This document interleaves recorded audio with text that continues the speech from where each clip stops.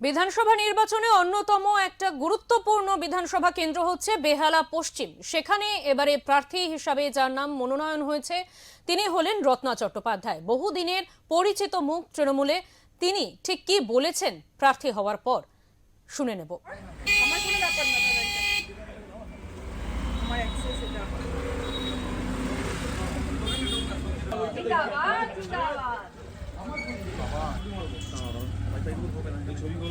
প্রথম আমাকে বহুদিন ধরেই মানে বিভিন্ন মিডিয়া বলুন, বিভিন্ন মানুষ জিজ্ঞাসা করেছিল যে চেঞ্জ হতে পারে বা চেঞ্জ হব কিনা। আমি একটা কথাই বলি, আমি সব সময় বলেছি আমার কাছে কেন্দ্র ম্যাটার করে না, আমার কাছে কাজটা ম্যাটার করে। আমি যদি বেহালা পূর্বে 5 বছর কাজ করেছি, আমাকে যদি অন্য কোথাও দিত, মানে বেহালা পূর্ব ছাড়া যে কোনো জায়গায়, আমাকে বেসিক্যালি কাজটাই করতে হবে। আমি যেখানেই দাঁড়াবো এমএলএই হবে। তাই আমি প্রথমত বলি, অভিষেক ব্যানার্জি, মমতা বন্দ্যোপাধ্যায়কে আমার সশ্রদ্ধ নমস্কার, প্রণাম, ভালোবাসা। কারণ ওনারা আমার উপর ভরসা রেখেছেন। দ্বিতীয় কথা হলো যে আমি বেহালা পশ্চিমে এসছি। বেহালা পশ্চিমটা হচ্ছে আমার বাড়ি, আমি যেখানে থাকি। এতদিন আমি আমার বাড়ির উল্টো দিকে আমার কেন্দ্র ছিল। তো এতে আমার কাজ করতেও সুবিধে হবে, কারণ আমার বাড়ি এখানে আছে। আমি আমার বাড়ির যে এলাকা 131 নম্বর ওয়ার্ডের কাউন্সিলরও, ফলে আমার জন্য কাজ করার তো সুবিধা হলোই।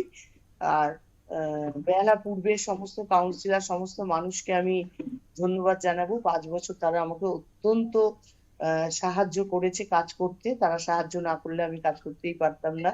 আমি সেখানেও কাজ করে খুব খুশি হয়েছি। এবং বেহালা পশ্চিমে পার্থ চ্যাটার্জি যে জায়গাটা ড্যামেজ করে দিয়ে চলে গেছে, এটা আমার কাছে একটা, বলতে পারেন আমার কাছে একটা মানে পরীক্ষার মতনই বলতে পারেন, যাতে মানুষ আমাকে উপর ভরসা করে, মানুষ তৃণমূল কংগ্রেসের উপর ভরসা করে, মানুষ মমতা বন্দ্যোপাধ্যায়কে ভরসা করে, মানুষ ঘাসফুল চিহ্নটাকে ভরসা করে। ফলে আমি আমি বিশ্বাস করি যে বেহালা পশ্চিমের মানুষ আমায় ভালোবাসা দেবেন। এবং বেহালা পূর্বে যেভাবে আমি কাজ করে এসেছি, এখনো পর্যন্ত আমি এমন কোনো কাজ করিনি দলের বদনাম হয়েছে বা সেরকম কিছু।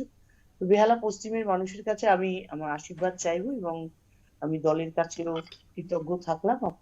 যে যাদের নতুন হিসাবে তালিকায় স্থান দেওয়া হয়েছে তার পাশাপাশি আমি যদি বেহালা পশ্চিমের দিকে নজর রাখি, সেখানে কিন্তু রত্না চট্টোপাধ্যায় বহু পুরনো মুখ, তৃণমূলের বহু পুরনো কাণ্ডারি বলা যেতে পারে তাকে।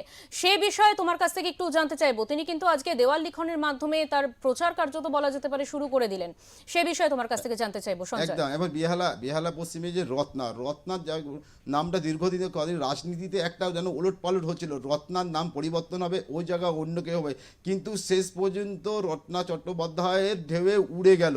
পার্টি তার উপরেই ভরসা করলো, রত্না চট্টোপাধ্যায়ের নাম দিলেন। কারণ রত্না চট্টোপাধ্যায় দ্বিতীয়বার হলে রত্নবাজার নাম প্রকাশ হয়ে সেলিব্রেশন হলো, সঙ্গে সঙ্গে তার বাড়ির সামনে দেওয়াল লেখান শুরু হলো। সাধারণ মানুষ এবং বেহালার পশ্চিমের মানুষ রত্না চট্টোপাধ্যায় ছাড়া বিকল্প কাউকে পছন্দ করতেন না, সেটা আরেকবার প্রমাণ করে দিল। এবং দল তার জনসাধারণের মতামতকে মর্যাদা দিয়ে আবার রত্না চট্টোপাধ্যায়কেই প্রার্থী করলেন তৃণমূল কংগ্রেস থেকে। একদমই। অনেক ধন্যবাদ সঞ্জয়, তোমাকে অনেক ধন্যবাদ।